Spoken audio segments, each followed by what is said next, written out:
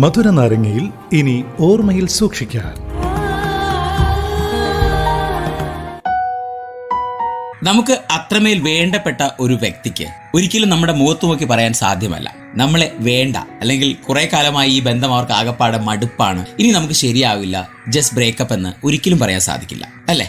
പക്ഷേ അവർ പറയുന്നതിന് പകരം പല കാര്യങ്ങൾ അവർ കാണിച്ചു, പല സിംറ്റംസ്. നമ്മൾ ഈ അസുഖം വരുമ്പോൾ പനിയൊക്കെ വരുന്നതിന് തൊട്ട് മുന്നേ കുറച്ച് സിംറ്റംസ് കാണിക്കാറില്ലേ, അതുപോലുള്ള ചില സിംറ്റംസ് അവർ കാണിക്കും. അതായത് അയാൾക്ക് നമ്മളെ മടുത്തു, അല്ലെങ്കിൽ നമ്മളെ വേണ്ട, നമ്മുടെ റിലേഷൻ അല്ലെങ്കിൽ നമ്മുടെ ഫ്രണ്ട്ഷിപ്പ് അവർ ആഗ്രഹിക്കുന്നില്ല എന്നൊക്കെ പറഞ്ഞിട്ടുള്ള, അല്ലെങ്കിൽ അതിനൊക്കെ വേണ്ടിയിട്ടുള്ള ചില സിംറ്റംസ് അവർ കാണിക്കും. അതെന്തൊക്കെയെന്ന് ചോദിച്ചാൽ നമുക്ക് എല്ലാവർക്കും അറിയാം. പലപ്പോഴും നമ്മളത് മനസ്സിലാക്കിയിട്ടും മനസ്സിലാവാത്തതുപോലെ വീണ്ടും അവരോട് പെരുമാറും. കാരണം എന്താണെന്നറിയോ, നമുക്കവരെ ജീവനാണ്, നമുക്കവരെ ഇഷ്ടമാണ്, നമുക്ക് അവരില്ലാത്ത ഒരു ലോകമില്ല. അതുകൊണ്ട് നമ്മൾ എന്ത് ചെയ്യും, അവരെന്തൊക്കെ കാണിച്ചു കഴിഞ്ഞാലും നമ്മളത് മനസ്സിലായിട്ടും മനസ്സിലാകാത്ത രീതിയിൽ അവരുടെ പുറകെ നടക്കും, സ്നേഹം പിടിച്ചു വാങ്ങാൻ വേണ്ടി നടക്കും. പക്ഷേ ഈ പിടിച്ചു വാങ്ങുന്ന സ്നേഹമൊന്നും ശാശ്വതമല്ല എന്നുകൂടെ തിരിച്ചറിയാം. അപ്പോൾ പറഞ്ഞു നിർത്തിയത് മറ്റൊന്നുമല്ല, എന്തൊക്കെയാണ് സിംറ്റംസ്, മറ്റൊന്നുമല്ല, ഡെയിലി വിളിച്ചുകൊണ്ടിരുന്നവരാണെന്നുണ്ടെങ്കിൽ പെട്ടെന്ന് ഒരു സുപ്രഭാതത്തിൽ ആ വിളി അങ്ങോട്ട് നിൽക്കുന്നല്ല, കുറഞ്ഞു വരും. ഒരു ദിവസം 3, 4, 5 വട്ടം വിളിച്ചുകൊണ്ടിരുന്നവർ ക്രമേണ അത് 5 എന്നുള്ളത് 4 ആകും, 4 എന്നുള്ളത് 3 ആകും, 3 എന്നുള്ളത് 2 ആകും, 1 ആകും,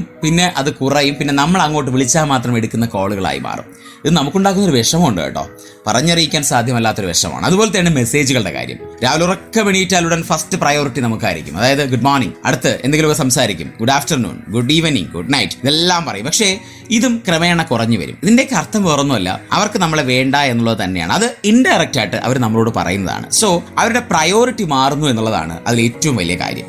ലൈഫിൽ എല്ലാവർക്കും പ്രയോറിറ്റി ഉണ്ട്. ഈ പറയുന്ന എനിക്കും നിങ്ങൾക്കും എല്ലാം പ്രയോറിറ്റി ഉണ്ട്. നമ്മളൊക്കെ എത്രയൊക്കെ തിരക്ക് പിടിച്ചൊരു ജോലിയിലൂടെ കടന്നു പോവാണെന്നുണ്ടെങ്കിലും നമുക്ക് ഏറ്റവും ഇഷ്ടപ്പെട്ട ഒരു വ്യക്തിയെ വിളിക്കാനും മെസ്സേജ് അയക്കാനും അവരെക്കുറിച്ച് ഓർമ്മിക്കാനും അവരുമായിട്ട് സമയം ചിലവഴിക്കാനും യാത്രകൾ പോകാനും ഫുഡ് അടിക്കാൻ പോകാനും ഒക്കെ നമ്മൾ സമയം കണ്ടെത്തും, അല്ലെ? അതേ സമയത്ത് എത്രയൊക്കെ തിരക്കുള്ളവരാണെങ്കിലും അതിനിടയിൽ കൂടെ നമുക്ക് വേണ്ടി സമയം കണ്ടെത്താത്തവരുണ്ട്. അതിന്റെ അർത്ഥം ഒന്നേ ഉള്ളൂ, അവർ നമ്മളെ സ്നേഹിക്കുന്നില്ല, അവർക്ക് നമ്മളെ വേണ്ട, നമ്മളുമായിട്ടുള്ള കണക്ഷൻ ആവശ്യമില്ല, റിലേഷൻ ആവശ്യമില്ല എന്നുള്ളത് തന്നെയാണ്. ഇത് നമ്മൾ അറിഞ്ഞു വെച്ചിട്ട് എന്ത് ചെയ്യുന്നറിയാമോ, വീണ്ടും അവരുടെ പുറകെ നടക്കും. അതായത് സ്നേഹത്തിന് വേണ്ടി യാചിക്കും. ഇപ്പൊ എന്ത് റിലേഷൻ എടുത്താലും അങ്ങനെയാണ് കേട്ടോ, ഒരു റിലേഷൻ എന്ന് മാത്രം പറയാനൊന്നും സാധ്യമല്ല. സോ നമ്മൾ ആദ്യം പഠിക്കേണ്ട കാര്യം അതാണ്, it's just A matter of priority. സ്നേഹം എന്ന് പറയുന്നത് പ്രയോറിറ്റിയുടെ മാറ്ററാണ്.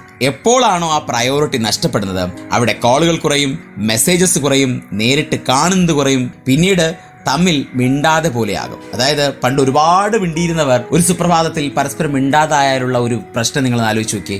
ആ വൺ സൈഡ് അല്ലെങ്കിൽ ഒരു സൈഡിൽ നിൽക്കുന്ന വ്യക്തി ആകെപ്പാടെ തകർന്നു പോകും. അത് ചിന്തിക്കാൻ പോലും മറ്റൊരു വ്യക്തി തയ്യാറാകുന്നില്ല എന്ന് പറയുമ്പോൾ ആ റിലേഷൻ അത്രേ ഉള്ളൂ. സോ ഇതൊന്നും ആലോചിച്ച് നമ്മൾ ആരും വിഷമിച്ചിട്ട് കാര്യമില്ല. ലൈഫ് ഇങ്ങനെയാണ്, ഇങ്ങനെയേ പോകൂ.